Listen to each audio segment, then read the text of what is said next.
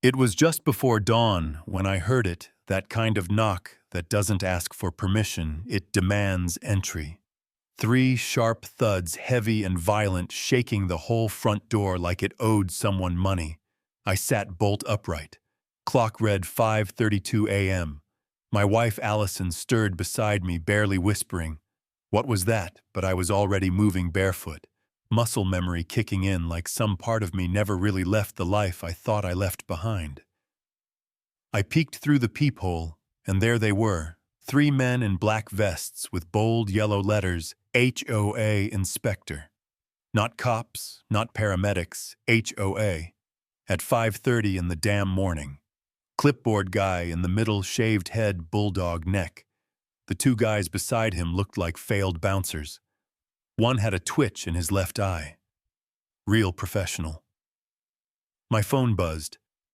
Text from our HOA's automated system emergency welfare check requested by HOA president.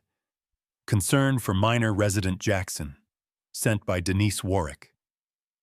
Now that name. Denise had been the HOA president for about 5 years, and in those 5 years I'd seen her fine a guy for hanging the wrong color wind chime. She was petty. But this was new territory. I waved Allison back. She grabbed her phone, opened the 911 app without a word, thumb hovering over call. Meanwhile, down the hall I heard movement. Ty and Marcus, two of my old Navy buddies, were staying over for the week. We were supposed to be grilling steaks and lying about old missions, but I guess fate had other plans. They were already up, silent as shadows slipping into position.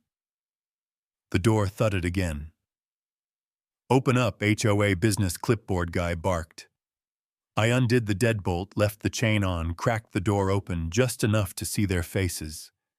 He shoved a paper at me. We've got a work order, need to check the boys' room. Reports of unauthorized transmission equipment. I didn't even look at the paper. I looked straight into his eyes. Flat. Cold. The kind of eyes that don't think, they just follow orders. You're not coming in, I said, calm. This is private property.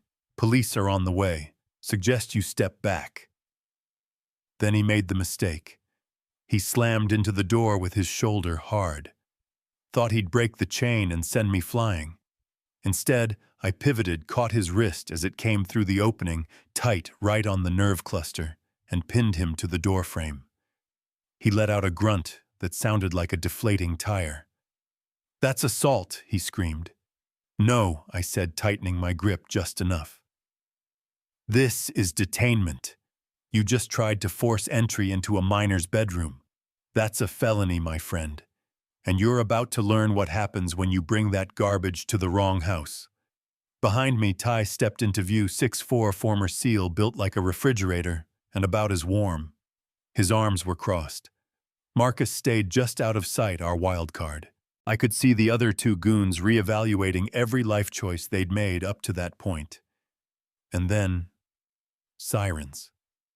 Clipboard guy gave one last yank, snapped the chain clean off, stumbled backward into his boys, and they took off. Hopped into a black van, peeled out so fast, they took out our mailbox and left tire tracks halfway down the street. Sheriff deputies rolled up 2 minutes later. Allison handed over the work order, complete with Denise's signature and the HOA logo, both obviously forged. The sergeant on duty, Ramirez, looked over the scene chain, snapped mailbox, crushed tire marks, fake uniforms, and just shook his head.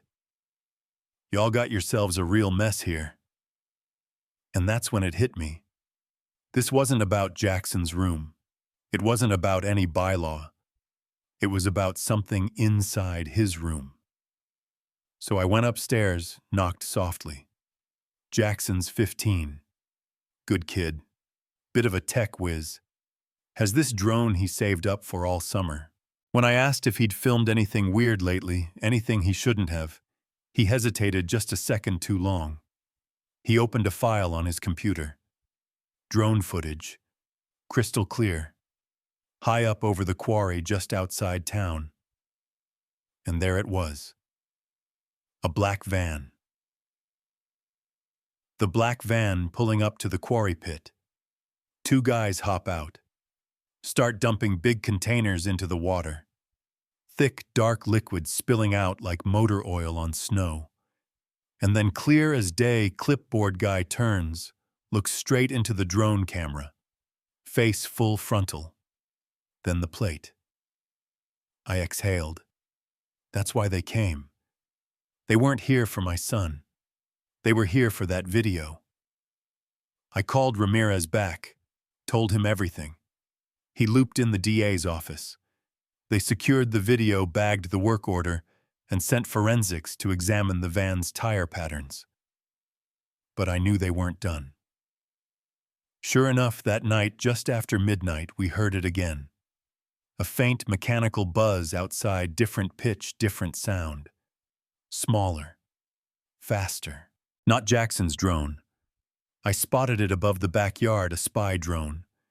It dropped something, a blinking, screeching black box. Sparks. Noise. Panic device. But they underestimated us again. I put out the fireworks show with a kitchen extinguisher.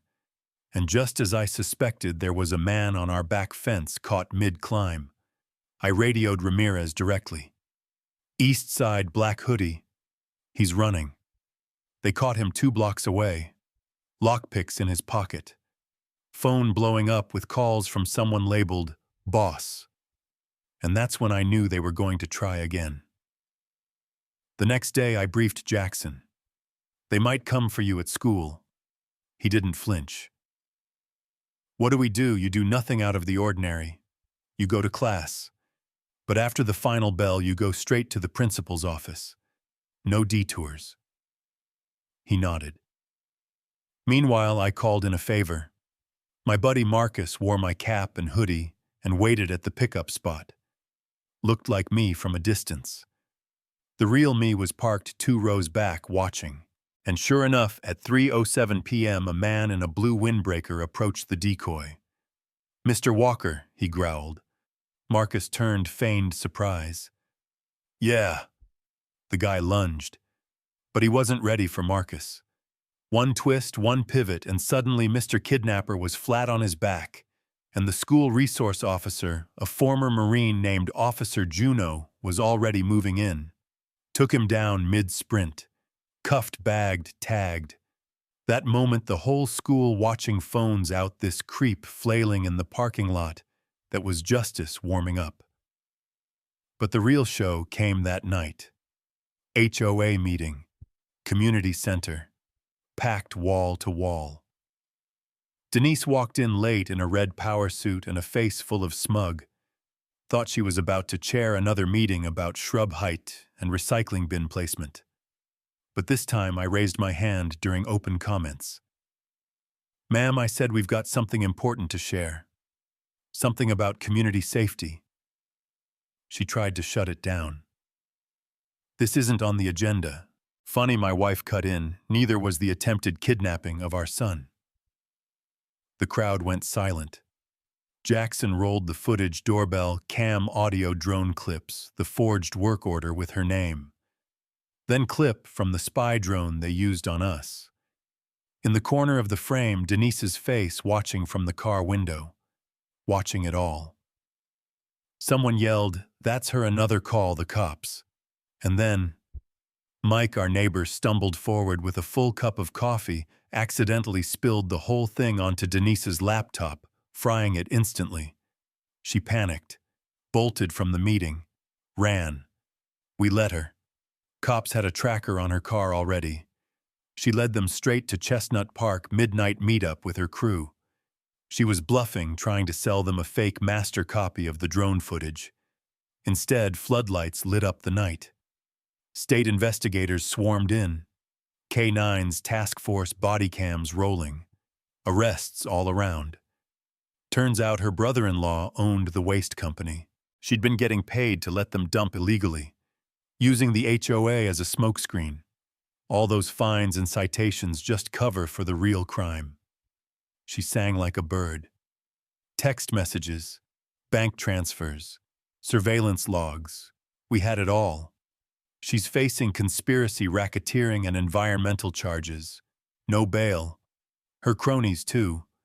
The entire HOA board got flushed overnight. Jackson. He got a standing ovation at the emergency community meeting.